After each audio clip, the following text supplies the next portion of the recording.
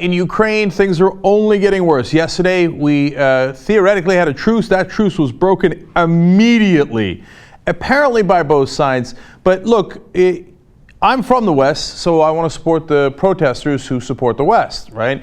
And I think Russia has taken a lot of very questionable actions in regards to its own citizens. And so then now they've got militias going around whipping people and assaulting them. So I got no love for Russia in that case.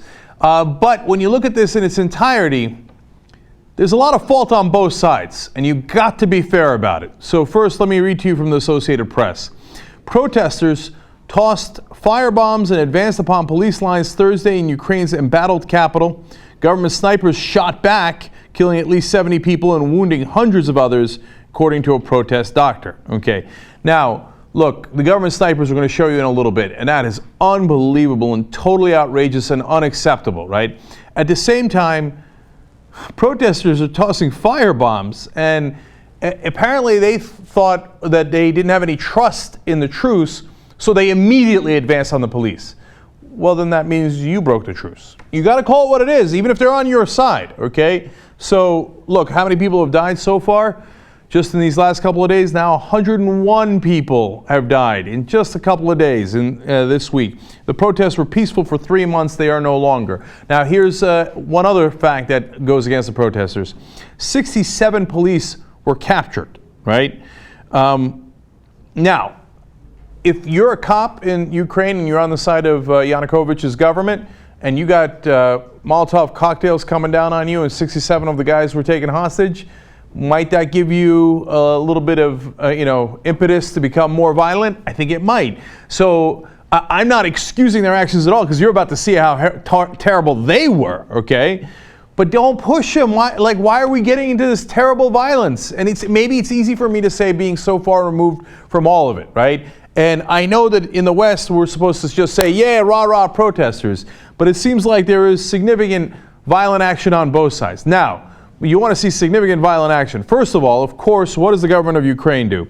The Interior Ministry later said that law enforcers were armed as part of an anti-terrorist operation. Of course, anytime that you want to attack anybody, you call them terrorists and you say you're the anti-terrorist.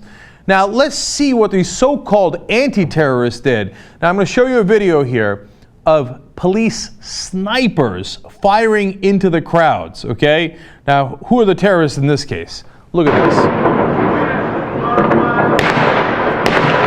О, дивіться, дивіться.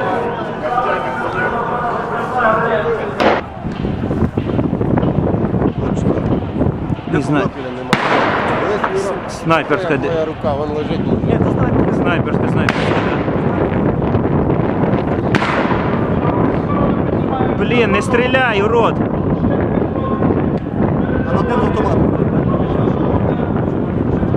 Розстріляй.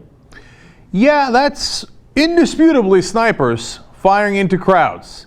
And it's not a surprise that 100 people have died if you've got not just, hey, cops saying, whoa, look, I'm under attack here and I got to defend myself. I'm worried I'm going to get captured, and then they take lethal action that's too far. No, that's premeditated. You get on a hilltop, get on a sniper position, and assassinate people, execute people.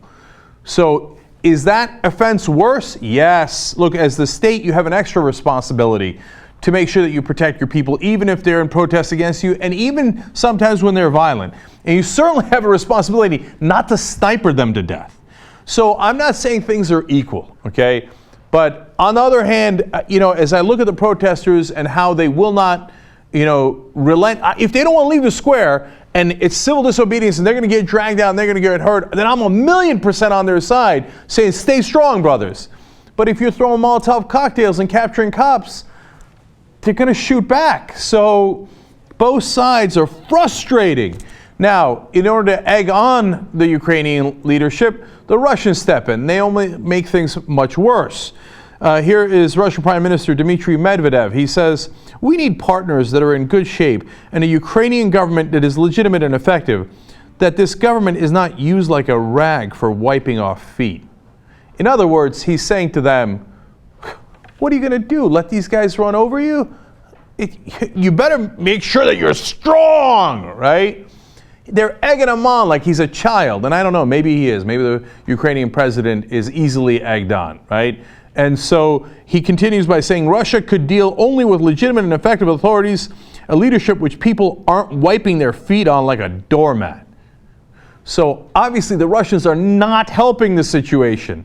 Instead of trying to calm everybody down, what they're doing instead is telling the Ukrainian leadership, you better not get treated like a doormat. Show me what a man you are. And by the way, it's not just empty talk. They're saying, we're not going to give you the extra $2 billion we were about to give you until you show us what kind of a man you are. Right? So this is a disaster for everybody involved. I, for whatever it's worth, urge peace. And usually that is far, far more effective. The model of Mandela, Gandhi, MLK, civil disobedience, I'm totally in favor of. But this violence is completely out of control in Ukraine.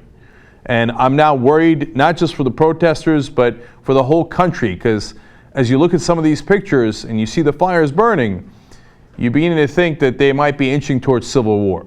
And that's just incredibly depressing.